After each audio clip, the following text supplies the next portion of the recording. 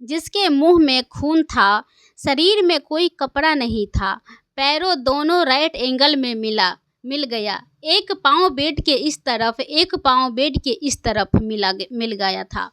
चश्मे को टूटा गया, जिसके वजह से आंखों से खून निकल गया। गला दबाकर मारा गया। दोस्तों, इंडिया के कोलकाता शहर में 9 अगस्त 2024 के सुबह एक ऐसी खबर सामने आती है जो पूरे देश को हिलाकर रख देती है। यह खबर थी एक 31 साल की महिला डॉक्टर की, जो कोलकाता के आर.जकल मेडिकल कॉलेज एंड हॉस्पिटल में अपनी ट्रेनिंग कर रही थी। हॉस्पिटल जैसे सुरक्षित माने जाने वाले जगह पर इस महिला डॉक्टर के साथ मर्डर, एक रेप होना काफ़ी चौंक जाने वाला था। इस घटना का खुलासा तब हुआ जब डॉक्टर के डेड बॉडी का पोस्टमार्टम किया गया। इस रिपोर्ट ने लोगों की रूह तक को हिला दिया, क्योंकि यह मामला सिर्फ एक मर्डर का नहीं था, बल्कि इससे कई ज़्यादा खौफनाक एक फेक था। पोस्टमार्टम रिपोर्ट में खुलासा हुआ कि उस डॉक्टर की हत्या गला घोंटकर की गई थी, इतनी ताकत से कि उनका शायद थायराइड कॉर्डिलेट तक टूट गया था। इस हत्या से पहले डॉक्टर ने अपनी जान बचाने के लिए कोशिश किया था। इसका सबूत उनके शरीर पर मिले कई निशानों से मिला। सबसे डरावना सच तब सामने आया जब डॉक्टर के प्राइवेट पार्ट पर घावों के निशान पाए गए।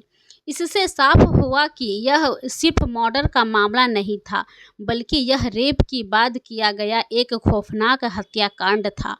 हॉस्पिटल के परिसर में इतनी बड़ी घटना हो जाती है और किसी को कानो कान खबर तक नहीं होती है। क्या उस रात कुछ ऐसा हुआ था जिसे जानकर आप गुस्से से बौखला जाओगे? क्या वहाँ कोई और था जिससे इस क्रूर घटना को अंजाम दिया, और अगर था, वो आखिर कौन था? इन्हीं सवालों के जवाब खोजते हुए हम आज के इस वीडियो में आपको बताएंगे कि आखिर क्या हुआ था उस रात इस मेडिकल कॉलेज के शांत माने जाने वाले परिसर में। जब आपको सच का सामना होगा तो यकीन मानिए आपके भी रोंगटे खड़े हो जाएंगे। गाइस, मैं यहाँ पर एक उन फीमेल डॉक्टर को श्रुति नाम से रेफर करने वाला हूँ, एंड यह उनका रियल नेम नहीं है, सो कंफ्यूज मत होना। श्रुति एक जूनियर डॉक्टर जो कि कोलकाता के RG. Medical college and hospital से अपने डॉक्टर की ट्रेनिंग ले रही थी। 8 अगस्त 2024 और हर दिन की तरह श्रुति अपनी नाइट शिफ्ट पर होती है और वह अपनी जॉब कर रही होती है। तभी रात के 11 बजे उन्हें अपनी माँ का फ़ोन आता है, जैसे कि हर दिन आता था, क्योंकि पेरेंट्स को तो अपने बच्चों की चिंता हमेशा होती है। श्रुति की मदर, उनकी माँ, पूछती है कि क्या तुमने खाना खा लिया और तबीयत वबीयत कैसी है, तो ठीक है। रिप्लाई में श्रुति बोलती है कि उनकी तबीयत एकदम ठीक है और वह सब अभी कुछ पेशेंट को देखने जा रही है, जिसके बाद वह अपने क्लिनिक के साथ बैठकर खाना खाएंगे। माँ से बात करने के बाद श्रुति पेशेंट को देखने राउट पर निकल जाती है। सारे पेशेंट को देखने में और अपना काम ख़त्म करने में श्रुति को रात 2 बज जाते हैं, जिसके बाद वह अपने गिलिस के साथ जाकर हॉस्पिटल ट्रेनिंग में ही बैठ जाती है, जहां मिलकर यह लोग अपना खाना भी खाते हैं और साथ साथ थोड़ी बातें भी करते हैं।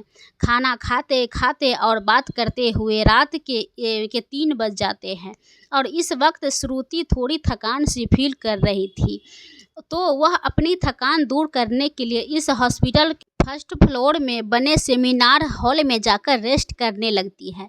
सुबह के 7:30 बज जाते हैं, पर वह तब भी इस सेमिनार हॉल से बाहर नहीं आती है, जो कि काफ़ी ज़्यादा अनजूनियर था, क्योंकि श्रुति कभी भी आधे 1 घंटे से ज़्यादा का ब्रेक नहीं लेती थी।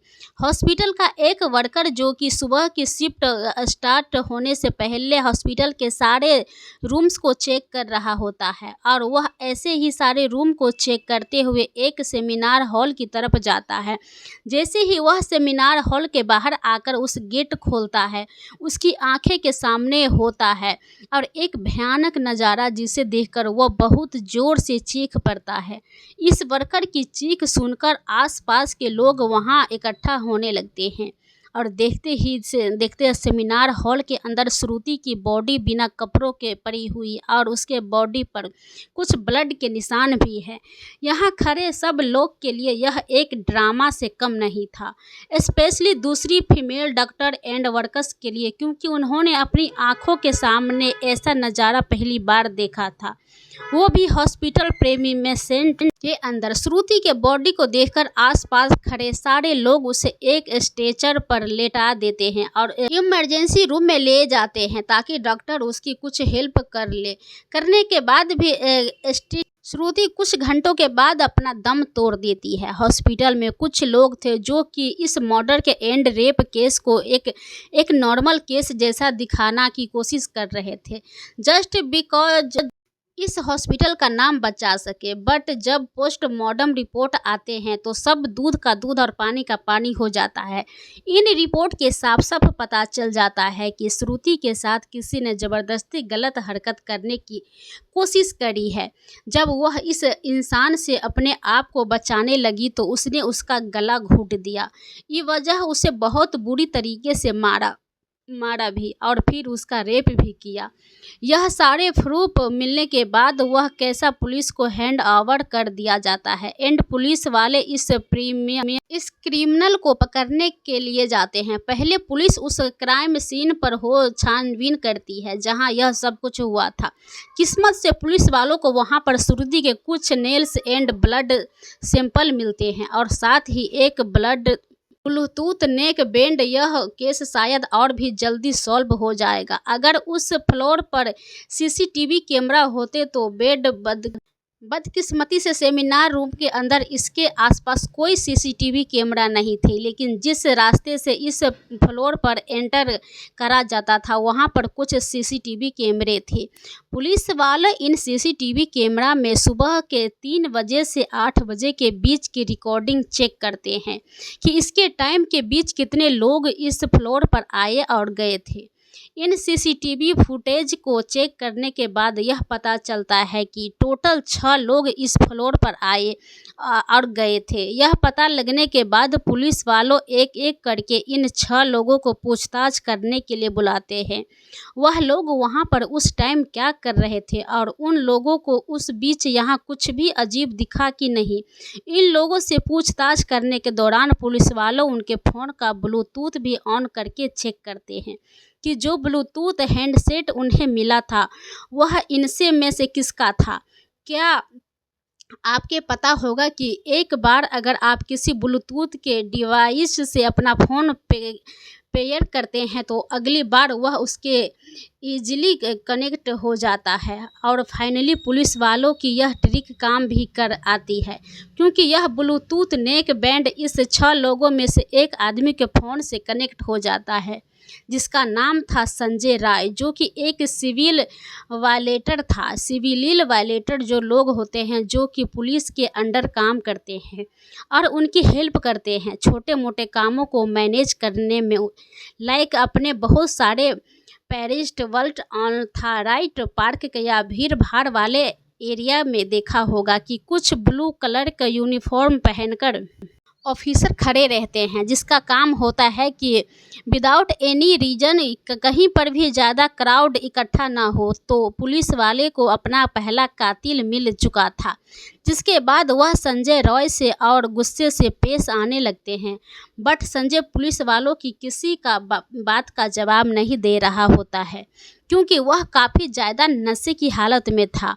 इस बीच पुलिस वाले संजय का फ़ोन भी चेक करते हैं जिसमें उन्हें भर भर के गंदे चीज़ देखने की वीडियो मिलते हैं, जिससे उनका शक यकीन में बदल चुका था कि संजय है श्रुति के मर्डर था मैन कंप्लीट। और इसके बाद पुलिस वाले संजय रॉय को और ज़्यादा डराने लगते हैं एंड फाइनली वह डरकर अपना गुनाह कबूल भी कर लेता है कि उनमें से श्रुति को मारा है और उसका रेप किया है।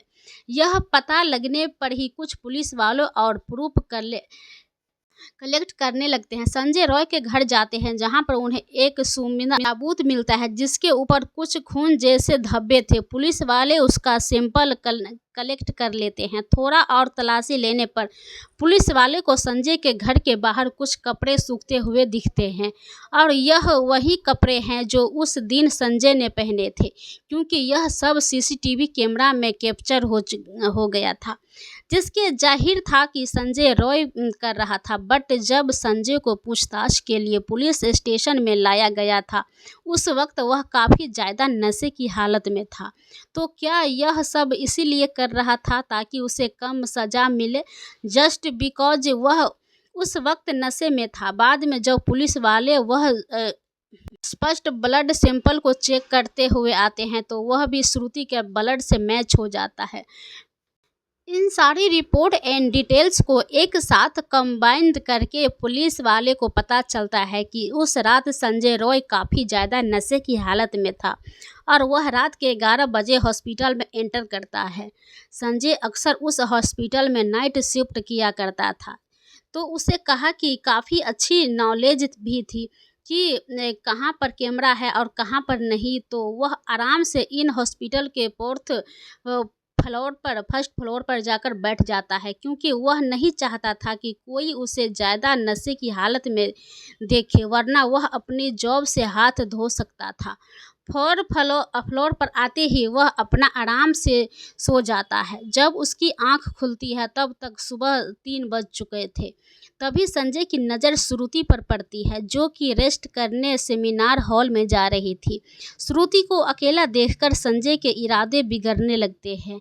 वो पहले काफ़ी देर तक इस फ्लोर के चक्कर लगाने लगता है, यह कंफर्म करने के लिए कि कोई यहाँ पर ज़्यादा आते तो नहीं रहा। जब उसे लगता है कि यहाँ उसका रास्ता साफ है तो वह 4 बजे सेमिनार हॉल के अंदर एंटर करता है और फिर वहाँ से 4:45 पर बाहर आता है। इन 45 मिनट तक श्रुति के साथ इस आदमी ने क्या क्या किया होगा और वह कितने पेन में गुजरी होगी, कितने दर्द से गुजरा होगा, सोचकर ही किसी का भी दिल सहम जाएगा। स्पेशली श्रुति के पेरेंट्स, जिन्होंने इतनी उम्मीद और सेक्रीफाइस अपनी बच्ची को डॉक्टर बनने भेजा था। एंड श्रुति अपने पेरेंट्स की इकलौती बेटी थी। श्रुति अपने माँ बाप की इकलौती बेटी थी। दोस्तों, अगर ये वीडियो आपको दर्द दे रही है तो आप इस वीडियो को एक लाइक करें और शेयर करें इस वीडियो को। दोस्तों, इससे अगले आने वाले वीडियो में आपको इससे आगे बताएंगे। फिलहाल तो उस रेफर को तो सज़ा मिल चुकी है, यानी कि पुलिस के कैद में हो चुके हैं। वो आदमी बेरहमी से मारा था। तो दोस्तों, अगले वीडियो में मिलेंगे, तो इस वीडियो को सब्सक्राइब, लाइक, शेयर ज़रूर करें।